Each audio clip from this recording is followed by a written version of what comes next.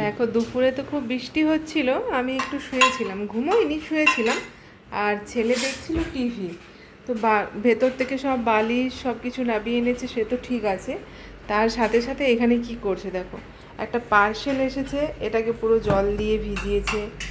এই ঘটিতে জল নিয়েছে, এই পাত্রগুলো এখানে কিচ্ছু ছিল না, সবও বের করেছে। ওটাতে মানে প্যানকেক প্যানকেক পুরো প্যানকেক আছে। আচ্ছা, ও বলছে যে ও প্যানকেক বানিয়েছে। আর দেখো প্যানকেক না প্যানকেক এটা নাকি প্যানকেক। জল নিয়েছে, তাতে পেঁয়াজ লঙ্কা এগুলো সব দিয়ে প্যানকেক বানাচ্ছে। দেখো শুধু কত খুশি, আবার ক্ল্যাপিং করছে।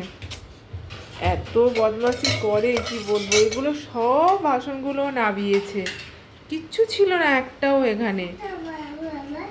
মানে ওকে চোখের আড়াল করলেই ও যে কি করে, ফ্রিজের মধ্যে দুধ ঢেলে রাখে। তো ফ্রিজের না আমার চাবিটা নেই, আজকে জানি না কি অবস্থা, দেখি কি করেছে। আজও একটু একটু কিছু করেছে, কিন্তু খুব একটা বেশি না। তাহলে ফ্রিজে কিছু রাখতে পারি না, সব এরকম এলোমেলো করে দেয়।